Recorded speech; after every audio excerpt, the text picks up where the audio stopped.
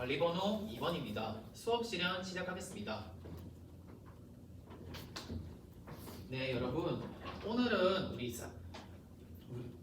네, 여러분. 지난 시간 선생님이 보고 오라는 디딤 영상 다 잘 보고 오셨나요? 네, 다 잘 보고 왔다고 했는데, 그럼 여러분, 디딤 영상 어떤 디딤 영상이었나요? 네, 지영이가 4.19 혁명에 관한 디딤 영상이라고 잘 말해주었습니다. 맞아요. 지영이의 말처럼 4.19 혁명에 관한 정확히는 배경과 전개 과정에 대한 디딤 영상이었습니다. 그러면 우리 지난번에 보고 왔던 디딤 영상에 대해서 생각나는 거 말해볼 친구 있나요? 네, 유정이. 유정이가 3.15 부정선거가 생각난다고 말해주었네요. 맞아요. 유정이가 디딤 영상을 잘 보고 온 것 같습니다. 그럼 또 말해볼 친구 있을까요? 네, 다현이. 다현이가 마산 상고의 김주열이 생각난다 라고 말해주었네요. 맞아요. 다현이도 디딤 영상을 잘 보고 핵심을 잘 파악해 준 것 같습니다. 네, 그래서 오늘은 4.19 혁명의 배경과 전개, 여러분들이 보고 온 디딤 영상을 통해서 4.19 혁명에 대한 배경과 전개 과정, 그리고 이 당시 학생들의 주장에 대해서 좀 더 탐구해보는 시간을 가지도록 하겠습니다.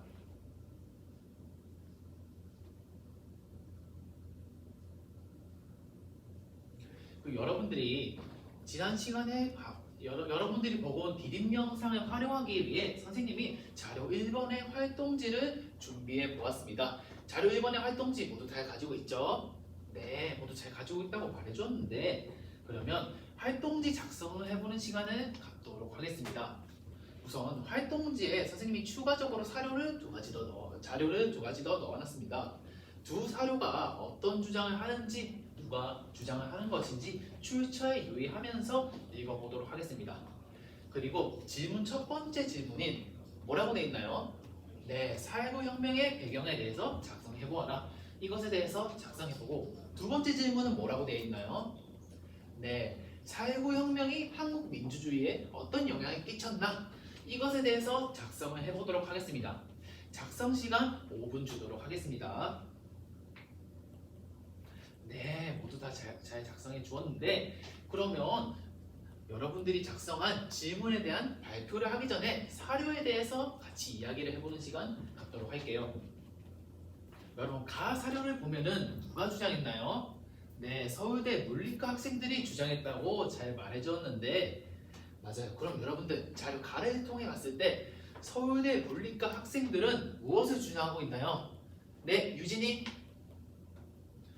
네, 유진이가 중립을 지켜야 할 관료와 경찰이 중립을 지키지 권력의 하수인이었다라고 말해주었네요. 맞아요. 유진이의 말처럼 당시에 관료와 경찰은 중립을 지켜야 하는 입장이 있었지만 3.15 부정선거 당시 대통령의 부정선거를 앞장서서 도왔던 세력들입니다. 네, 유진이가 잘 파악해 주었는데, 그러면 여러분, 나 사료는 누가 썼죠? 네, 고등학생들이 주장했다고 말해주었는데, 그러면 고등학생들이 성인들이 참여하는 4.19 혁명에 참여한 이유는 무엇일까요? 네, 지수가 3.15 부정선거를 못 참아서 그랬을 거라 해주었네요. 네, 또 다른 의견 가진 친구 있을까요? 네, 준현이. 준현이가 이승만 대통령의 독재를 더 이상 참을 수 없어서 그랬을 것 같다고 말해주었네요. 맞아요. 당시에 4.19 혁명의 주력은 대부분의 학생들이었습니다. 학생들은 우리는 대한민국의 민주주의 시민인데, 대통령이 2선, 3선 계속 독재를 하는 것을 더 이상 지켜볼 수 없었습니다. 그렇기 때문에 대학생뿐만 아니라 고등학생들도 다양한 학생들이 시위에 참여하게 된 것입니다. 네, 이제 그러면 여러분들에게 작성하라고 선생님이 말했던 질문 첫 번째에 대해서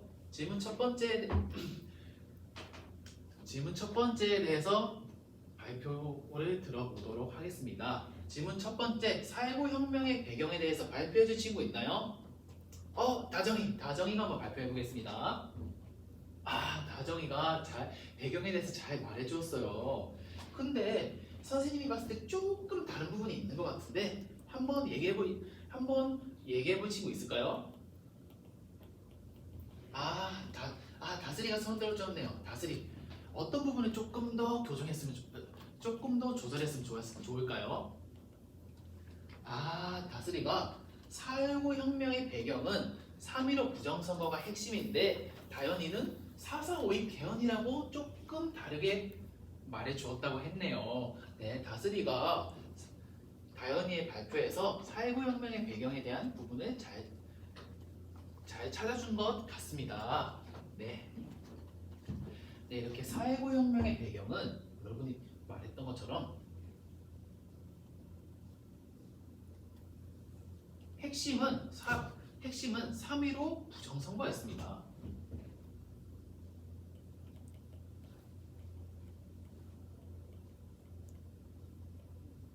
여러분 3.15 부정선거에서 어떻게 선거를 했는지 기억나나요?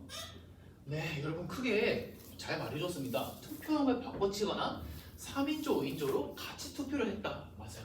이러한 부정선거는 우리 대한민국 국민들이 도저히 받아들이기 어려운 부정선거였습니다. 네, 맞습니다. 그러면 네, 이렇게 배경까지 잘 들어봤는데 그러면 두 번째 질문인 4.19 혁명이 한국의 민주주의 발전에 어떤 영향을 끼쳤나? 이 부분에 대해서 발표해볼 친구 있나요? 네, 유민이? 유민이가 국민의힘으로 대통령을 물러나게 했다고 말해주었네요. 맞아요. 유민이의 말처럼 4.19 혁명 직후 이후에 이승만 대통령은 스스로 대통령 자리에서 하야를 하게 됩니다. 네, 또 이거 말해볼 친구 있나요? 네, 준수? 준수가 4.19 혁명은 우리 대한민국 민주시민의 의식을 발전시켰다고 말해줬네요. 어떤 부분에서 발전시킨 것 같나요? 네, 준수가 스스로 대통령을 물러나게 하고 새로 헌법을 개정했기 때문이라고 준수가 잘 말해주었습니다. 맞아요. 준수의 말처럼 4.19 혁명은 그게 비록 이후에 5.16 군사정변으로 인해서 완전한 성공을 이루지는 못하였지만 우리의 민주시민 의식을 보여준 의미 있는 사건이었습니다.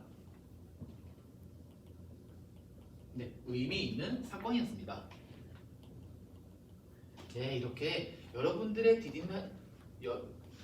보건 디딤 영상을 통한 활동지 작성을 통해 여러분들의 발표를 잘 들어봤습니다.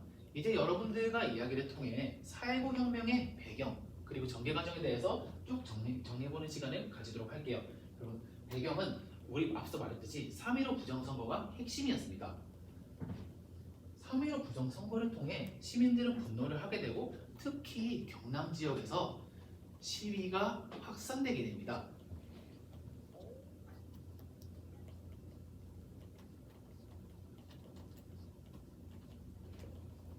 특히 여러분들 아까 처음에 어떤 인물 기억난다고 했나요?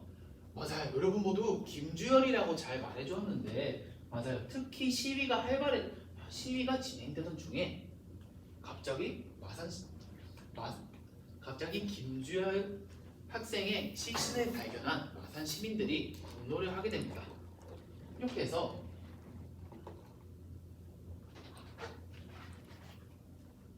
김주열의 죽음에 분노를 한 대부분의 시민들이 참여를 하게 돼서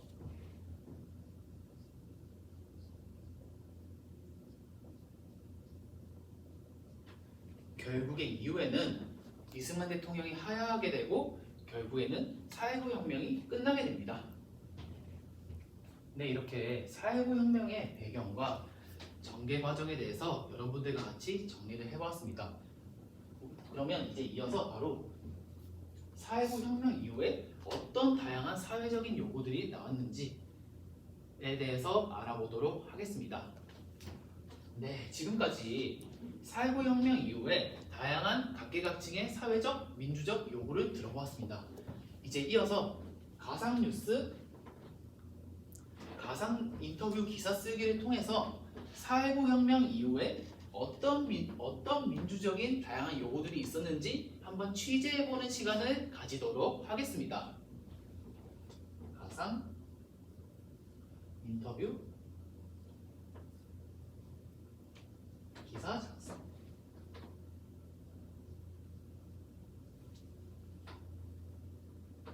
네, 먼저 여러분들한테 가상 인터뷰 기사를 작성하는 목적을 말해주도록 하겠습니다. 목적은 여러분들 학습 목표 2번 기억나나요? 네, 여러분 잘 보이죠? 네, 학습 목표 2번 바로 가상 인터뷰 기사를 통해 사회부혁명 이후 다양한 사회적 요구들을 확인할 수 있다. 네, 맞아요. 오늘은 바로 가상 인터뷰 쓰기를 통해 여러분은 역사 자료를 분석하고 해석할 겁니다. 오늘 선생님이 나눠준 역사 자료를 분석하고 해석하는 것을 통해서 바로 당시 사회부혁명 이후에 여러 사회적인 요구들을 파악할 수 있습니다.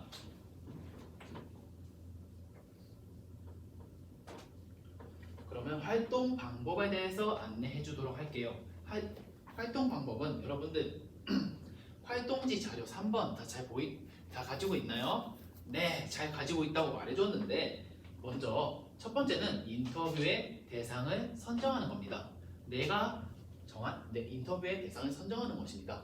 두 번째는 인터뷰의 대상과 관련하여 질문 그리고 답변의 내용을 구성하는 것입니다. 마지막으로 세 번째는 모둠별로 질문과 답변을 구성한 것을 발표하는 시간을 가지도록 하겠습니다. 오늘 하겠습니다. 그럼 오늘 평가를 통해 진행할 채점 기준과 유의사항도 말해주도록 할게요. 채점 기준은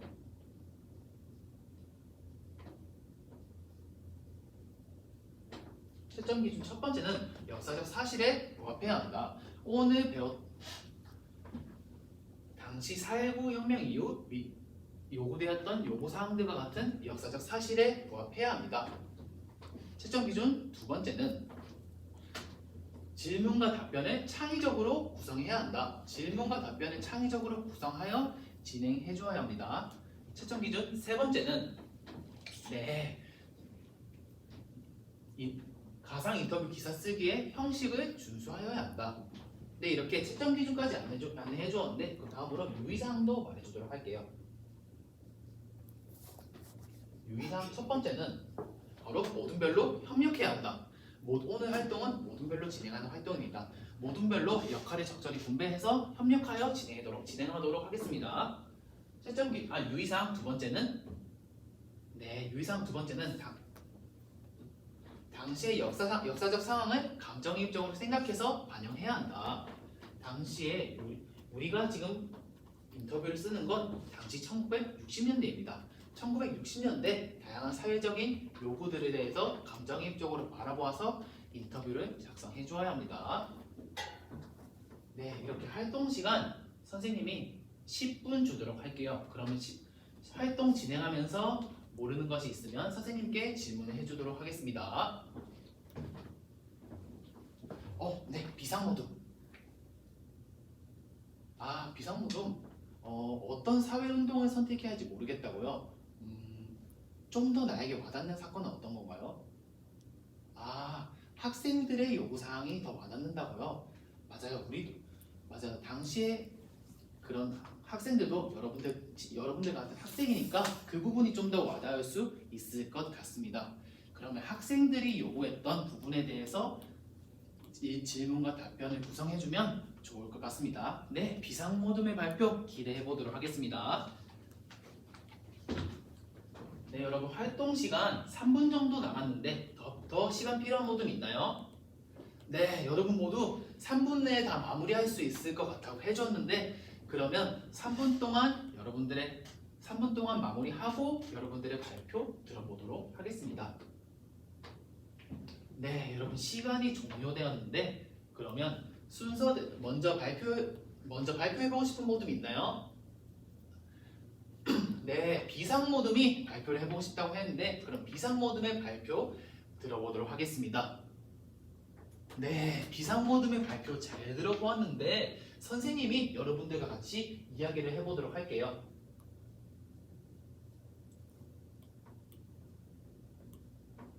네, 비상모둠은 누구를 인터뷰 대상으로 선정했나요? 네, 비상모둠은 4.19 혁명 이후에 학생들을 인터뷰 대상으로 선정했습니다. 네, 그러면 첫 번째 질문은 뭘로 구성했나요? 네, 첫 번째 질문은 뭘로 구성했나요? 네, 다정이? 다정이가 첫 번째 질문은 학도 호국당 폐지를 주장한 이유는 무엇인가요? 라고 말해주었네요. 맞아요. 비상모둠은 학도 호국당 폐지에 관련된 질문을 해주었습니다. 그리고 그것에 대한 답변으로 선생님과 아까 배웠던 학원의 민주화를 위해서 폐지를 주장했습니다. 라고 질문과 답변을 잘 구성해 주었네요. 네, 맞습니다. 그럼 두 번째 질문은 뭐라고 했나요? 네, 여러분 말처럼 평화 통일을 주장했다고 말해 주었습니다. 맞아요. 비상모둠은 두 번째 질문을 평화 통일을 주장한 이유는 무엇인가요? 라고 질문해 주었는데 그것에 대한 답변은